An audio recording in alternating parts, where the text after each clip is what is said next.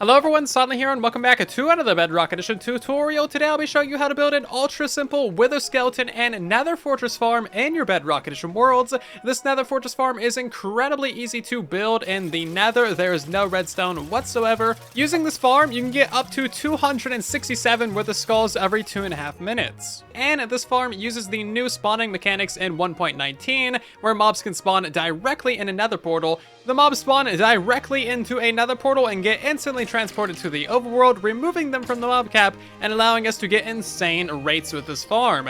In the overworld, we have a intimidating looking kill chamber, but I promise you it's pretty simple and straightforward, and this allows us to separate all the mobs and also kill all the wither skeletons with a charge creeper or with looting 3, whichever one you prefer. If you feel like it, you can also add a froglight farm onto the side of this wither skeleton farm, and that will give you a surprising amount of froglights from all of the magma cubes. This nether fortress farm gives you all of the standard nether mobs that you want, such as wither skeletons, blazes, magma cubes, and zombie pigmen as well. You get 13 unique items from this farm, and that doesn't even include the junk items that the mobs drop. You can use this farm in single player, on realms, servers, or with multiple players. This is also a great experience farm because every mob that you're killing drops a little bit of experience, and you're killing a lot of mobs. The rates are pretty insane. So on average, you'll get roughly 16,500 mobs per hour, with the upper end being around 18,000 mobs per hour, 18,000 items per hour,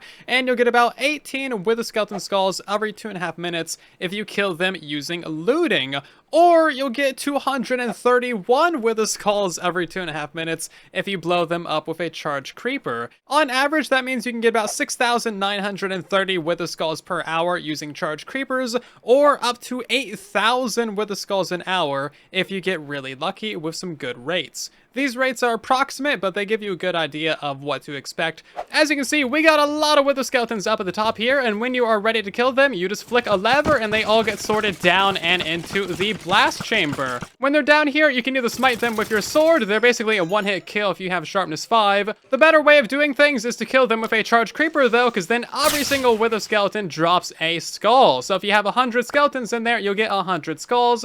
As you can see, we just got a stack and 12 wither skulls from that little bunch of wither skeletons. This is an incredibly efficient way of using the farm, and I would highly recommend using charge creepers. They're honestly not that hard to get if you have a lightning rod. Everything that isn't a wither skeleton goes into the left side trident killer and gets automatically killed for you. All the loot from your mobs will be collected down here into your storage, and of course you can customize this and set up a full storage system for all of these items. You can build this farm any size that you want. So if you want a tiny little farm that isn't very laggy, you can just build like 1 or 2 nether portals. And if you want to just completely go overkill, then build a farm this size. And let's take a closer look at the farm, shall we? This is really all that it is, a series of nether portals here at the nether fortress and the nether. And that's it. Each one of these orange spots is where the mobs can spawn in the nether fortress. They will spawn right here, be inside of the nether portal, and then get instantly teleported to the overworld. If we turn the farm on, nothing is really going to appear to be different because the mobs only blink into existence for a quarter of a second or so. You'll see them like flashing into existence and then going to the overworld, so it doesn't look like anything is happening, but we already have dozens of mobs in the overworld. If we pop through this nether portal, we'll see them. And there you go. As you can see, we have a ton of things over here, a couple dozen wither skeletons and a lot of blazes. So everything that you see with this farm is all there is. There's literally just these blocks and then the nether portals and some slabs. That is it. That is the 3 components of this farm. The only downside of this farm is that there's no way to turn it off besides breaking these nether portals. This wither skeleton farm only relies on 2 basic game mechanics to function, one of which is baked into Bedrock Edition and will never be changing. So first of all, we're relying on the fact that mobs spawn on the northwest corner of blocks. So if that's north and that's west, that means that mobs are going to be spawning on the very tippity corner of this block right here, for example. Or you can envision this as spawning between 4 blocks, because that's basically what it is in practice. So that means that mobs that spawn in these spawn spots will be spawning directly inside of the nether portal, essentially, The second change was introduced in 1.19, and this allows nether mobs to spawn in higher light levels, such as that from a nether portal. So that means that nether portals no longer prevent mobs from spawning next to them, so we can have them spawn directly into a nether portal, which is extremely convenient. This takes the complexity out of wither farms and other nether-based farms. However, it moves that complexity to the overworld. Now the thing that you need to focus on developing is the actual kill chamber and the overworld, sorting out the mobs and figuring a way to kill them and sort out all the different items. On Bedrock Edition, this is relatively simple. We're sorting out all the mobs from the wither skeletons, blast chambering the wither skeletons, but of course there's always some complexities because mobs love to glitch through blocks and fly into the ocean, and the large magma cubes will basically always jump out of this kill chamber, so you'll have some of those bouncing around the area, causing you a couple minor problems, but they shouldn't be too big of a deal. And let's hop into the tutorial for this nether fortress farm, shall we? For your convenience, there's going to be a materials list down in the description of the video. That way you know everything you need to build with, and there's also going to be a world download as well on my website, silentwisperer.com. There's a link down below for your convenience. This tutorial is going to be incredibly straightforward because this farm is super simple and very similar to my previous wither skeleton farm. It's honestly about like 85% the same. So my previous tutorial has an absolute ton of information that you will need to know if you do not know what you're doing. Definitely go watch that video to figure out how to find your nether fortress spawn spots and how to build the overworld kill chamber. This tutorial isn't going to be like a full in-depth explanation of everything that you need because I already did a whole video on that. You can just go watch that. So the video link is in the upper right and down in the description. On screen right now are the times of the previous tutorial that you need to watch in order to have all the information necessary, or if you're just a professional mad lad and you already got all this stuff done, just power through it. I'm sure you'll do fine. So once you've found all these spawn spots that you want to use for your fortress farm, you should have those marked out with your marker blocks, and you'll need to lower them down to the same level. They're technically spawn columns, so you can use these at any layer that you want to within the range of the nether fortress. So you're fine to lower them down to the same level. So we're going to be building our nether portals going from north to south, and they're going to be on the west side of these spawning spots. If you're ever confused about what direction is which, you can place down a sunflower. These things are always facing east, so to the left of this would be north, and so on and so forth. As you're working on this build, I would highly recommend that you put a slab on top of every spawn spot. That way nothing spawns and tries to kill you as you're building this farm. So we're going to start at the north end of the farm and start building our nether portals going from north to south. Now, these are extremely straightforward. You just want them to be standard 3 tall nether portals going the length of your spawn spots. So from here all the way down to the end. One thing to keep in mind is you cannot have the corners of your nether portals be diagonal to any of your spawn spots because that would prevent the mobs from spawning. So you need to bump it a block out to avoid preventing mobs from spawning. So with that information in mind, just go ahead and make these nether portals as long as you can. They can only be 21 blocks long in total, or 23 if you count the little end barriers. So that's our first nether portal installed to the west of the spawn spots, and that is really all there is to it. You need to install a nether portal to the west of every single spawn spot in your entire build, and then once you have that done, these guys are going to be ready to go. And this is what it should look like once you have all of your nether portals in place. It really is that simple. Now we just need to spawn proof everything, so you need to put slabs on top of all of your nether portals, including in the little divots, and then you need to cover the entire floor of this area in slabs as well. So all of this stuff needs to be covered in slabs. Basically everything that is in this entire area, it needs to be spawn proofed with slabs. So go ahead and cover all of it. And this is what it should look like once you have everything slabbed in your area.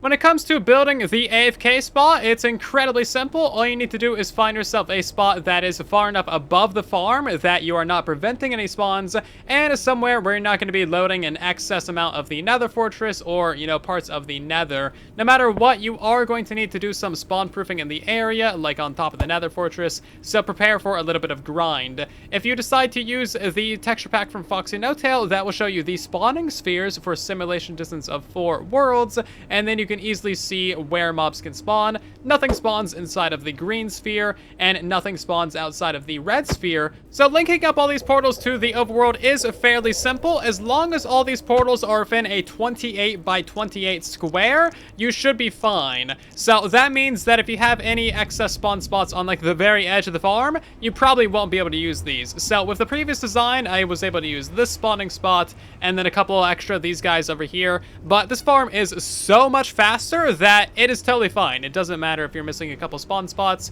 So get all of your nether portals within a 28 by 28 square. Find out where the exact center of all of your nether portals are. Find out the coordinates of that block, multiply them by 8, and then go to the overworld and build a nether portal at that location. And all of the nether portals that you have here in the nether should automatically link to that portal. And now you need to go build the overworld kill chamber from the previous video. I did a full block by block tutorial for it over there, so you can just go ahead and get that built up, and it should look a little bit something like this with your linked nether portal there in the middle. If you want to turn this into a frog-light farm, it's super easy. All you need to do is pop out this block right here and put in an upper trapdoor. And then you simply turn that into a water stream that goes far enough away so that the water, stops flowing. Get yourself a 2x2 area full of any type of frog that you want, some hoppers underneath them, and that is your frog-light farm. A couple random items can end up in this area, along with some experience from the Trident Killer, so just come over here every now and again, grab the experience, and maybe get your random items. And of course, the detailed instructions on how to use this entire monstrosity and get the charge creepers and all that stuff can be found in the previous tutorial. Basically, everything you need to know about this farm design is over there. Now, I would recommend doubling up the storage system from that tutorial to give yourself 2 hopper lines underneath this hopper minecart, just to make sure that you're actually collecting items fast enough. You also need to get a player portal installed, so that means that you need to go roughly like 50 or so blocks away from this farm and up in the air a little bit next to your AFK spot. This player portal will take you to the overworld, and it will not be linked to the overworld kill chamber at all. As you can see, the kill chamber is way over there. There is one more important detail about this farm that you need to do properly. So, because our overworld player portal is all the way over there, you can't just walk from that portal to your kill chamber, otherwise all of your mobs would despawn. So, as you can see, I've marked out some chunks here. So, this is as far as you can walk towards the farm without the mobs despawning. From here, you need to ender pearl to the farm, aka teleport to the farm, and this will allow you to use the farm in single player without all of your mobs in your kill chamber despawning. So all you need to do for this is mark out the chunk that your farm is in. As you can see, that's that purple square right there. And then whatever your simulation distance is, you build out another number of chunks. So I'm on sim 4, so I built out 4 chunks. If you're on sim 6, you build out 6 of these, and then you add 1 additional chunk to the end of it, and this is where you teleport from. If you're playing on like sim 6 or 8 or something, you might need to teleport from up in the air, so maybe build up yourself like a big ladder or something. That way the ender pearl actually reaches all the way to the kill chamber. You can learn more about this technique in my ghast farm video that I did a couple of months ago. If you have any questions, comments, or concerns, then of course let me know in the comment section down below. And if you enjoyed today's tutorial, then of course consider dropping a like, as it helps out the video and the channel a ton. If you're new here, then subscribe for more mega tutorials, and I'll see you guys down in the comment section in the next one. Thank you so much for watching, and then there was silence.